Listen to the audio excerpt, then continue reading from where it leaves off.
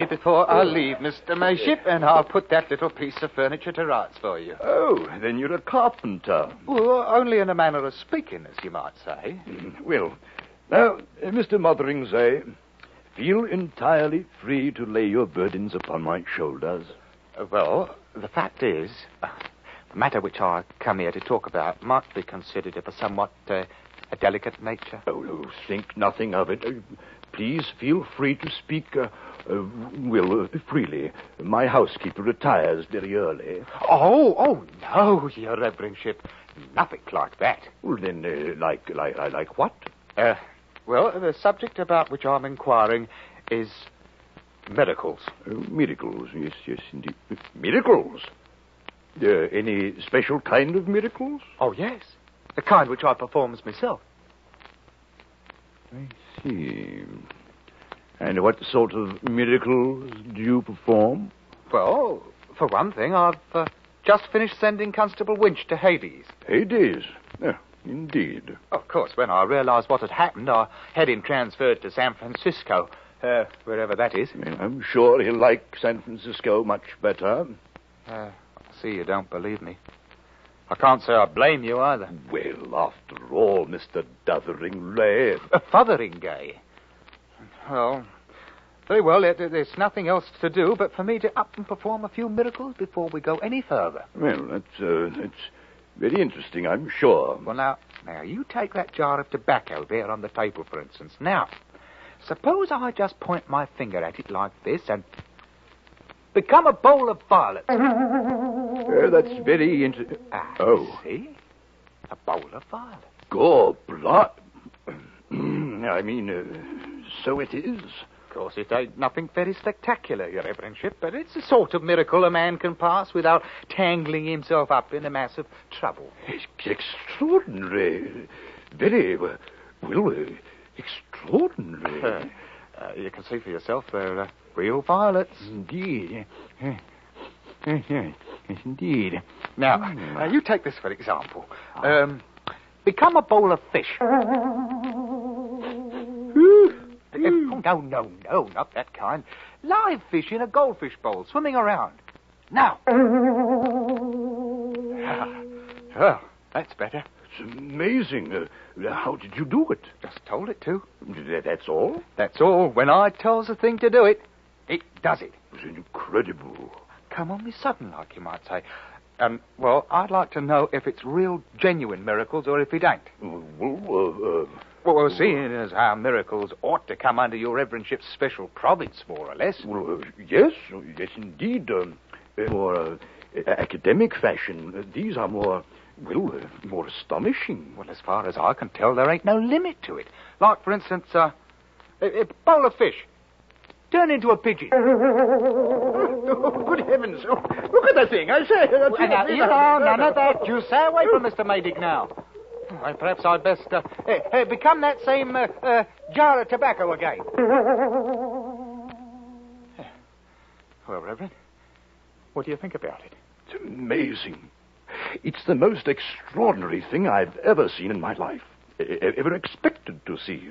I've got to think about it, consider the possibilities. Well, I might come back in the morning. Oh, no, I wouldn't hear of it. Look here, I was about to dine when you rang. Wonder if you'd join me. Of course, I'm afraid there's only cold mutton. Well, now, perhaps there's something else you might like better. Oh, anything. Frankly, I've grown to hate the sight of that. But you don't mean that... But why not? Just name it. A pheasant. I haven't tasted pheasant in years. Oh, then now is the time. Let there be a pheasant on the table. No, not like that. Let it be dead and roasted and ready to eat. Oh, look at it. Oh, it's beautiful. Smells good, too. Perhaps we'd better, yes. Let there be 2 pheasants. And truffles? And truffles. Maybe some oysters? 2 dozen oysters. Oh, I love oysters. We better make it 3 dozen. Oh, and some cheddar. Oh, we must have some cheddar. Oh, yes. A pound of cheddar. And now, What to drink, Your Reverendship? Champagne? Well, I really shouldn't. Well, perhaps a small bottle of Moselle. 6 bottles of Moselle. A keg of stout and a case of champagne.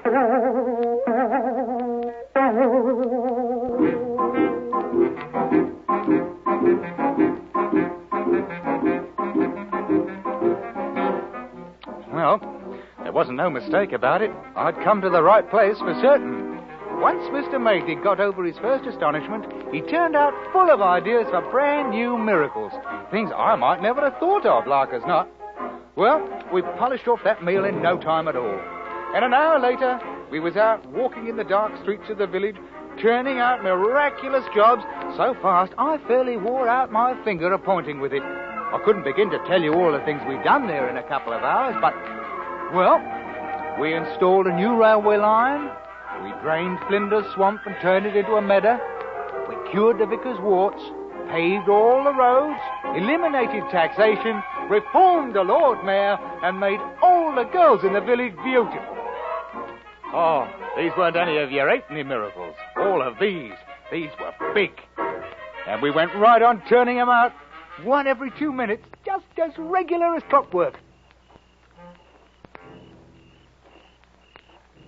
Well, by midnight we passed clean through the village, and we were walking along the lane by Millsdale's Pond, fairly tired out by all of that thinking and pointing and performing of miracles. Mr. Fotheringay, I've just thought of another one. Oh, indeed, and what might it be? The village clock. Listen to it now. Oh, it's terrible. Oh, that's true enough. It hasn't got a very melodious sound to it. Then let's give them a good clock, a great, rich, booming one, shall we? All right, Mr. Maydig. Let that there clock become a genuine London-style cathedral clock.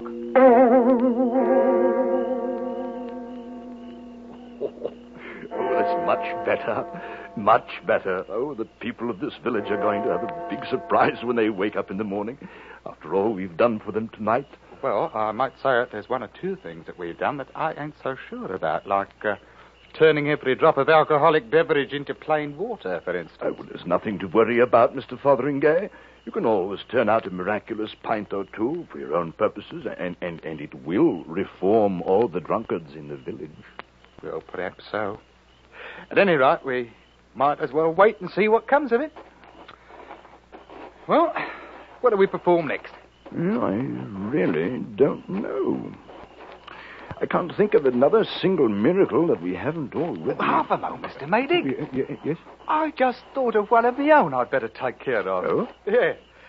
Let Constable Winch be right back in San Francisco again. See, he might be catching a boat or a train or something, you understand. I mean, I thought the best idea is just to keep sending him back there every once in a while. Oh, I doubt that you have anything to worry about. San Francisco is some distance away, you know. I keep trying to think of one more miracle. A big one. Something worthy of ending the night with, but Oh, well, now. Huh? I say, there is one, you know. Well, such as? You see that moon, Mr. Fotheringay? Well, naturally. Nigh on to full by the looks of it. Remember Joshua? Joshua? Joshua? Oh, now, come off it now. It would be a wondrous thing to see. Well, now, that's a pretty tall order, making the moon stand still. Well, actually, it only appears to stand still. What really happens is that the Earth stops rotating. But I think we'd better not go monkeying around with the universe. Well, you probably don't have the power to do it anyway. It's really a superior class of miracle, you know. Oh, I've got the power, all right, but I'm not so sure it's a good idea. I could do it if I wanted to. Oh, yes. Yes, of course you could. Well, perhaps we'd better get along home. Well, half a mo now. I might just leave it stop for a little while. If you could stop it at all. Oh, well, now, if that's the way you feel, you just take a look at this. Earth, the whole blinking world, stop rotating. Here now, what's all this? I didn't order no wind. Fotheringay, what have you done? I don't rightly know. Look out, things are starting to blow loose. Oh, you confounded, blundering idiot. Duck your head. Here comes the Lord Mayor's sheep. Well, duck yourself. Here comes the Lord Mayor. Oh, you better lie down in the ditch before we get blown away. Oh, it's getting worse all the time. I can't seem to pull my wits together. Fotheringay. Oh, I got it. When the Earth stopped rotating, everything on the surface kept right on moving. 600 miles an hour. Houses, cows, the wind, everything. It's a scientific principle. Well, a lot of good that does. Now, stop it, man. Do something. Mr. Maydig! Wow, Mr. Maydig! Oh, blimey, if he ain't blown clean away. Gone. Oh, now I got myself into a fine kettle of fish for certain. If only there weren't so much confusion, perhaps I could... Oh, now, that's it. It's the only answer. All right, now. Let nothing happen until I say the word go. And when I do, let everything go back exactly like it was just before I turned that blooming lamp upside down in the Long Dragon bar. And at the same time, let me lose this here miraculous power complete like. Just forget all about it. You got it now? Everything just as it were.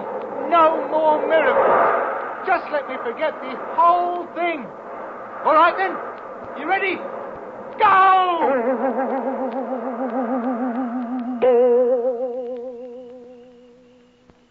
That's only what you say. And the same as anybody else might say who's got the least bit of scientific knowledge inside of their thicker heads.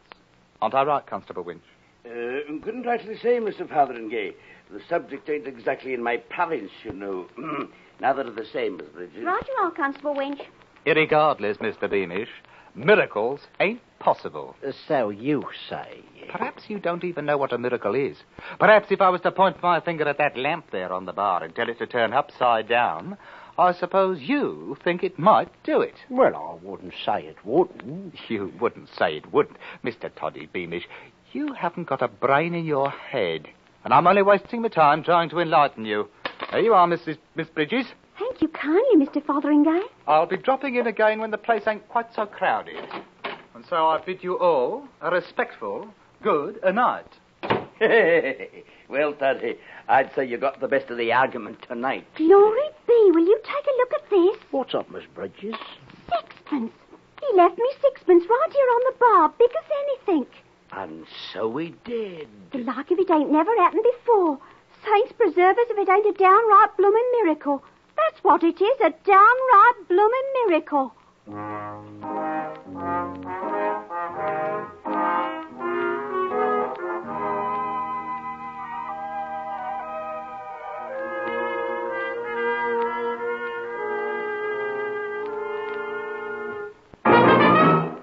Under the direction of Norman MacDonald, Escape has brought you The Man Who Could Work Miracles by H.G. Wells, especially adapted for Escape by Les Crutchfield.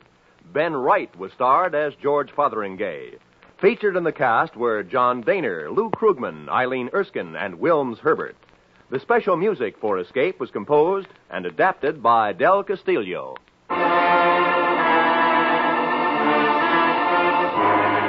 Next week, escape with us to the wind-swept peak of Mount Everest and the story of a man who sacrificed everything to climb it, as Leonard Lee tells it in his gripping story, Conquest.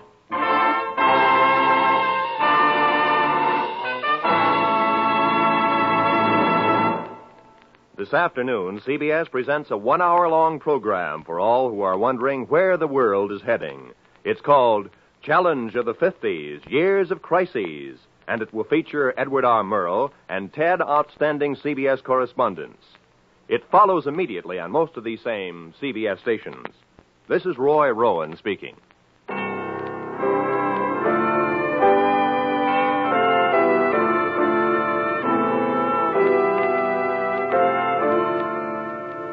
This is CBS, where you spend an hour with Frank Sinatra every Sunday afternoon on the Columbia Broadcasting System.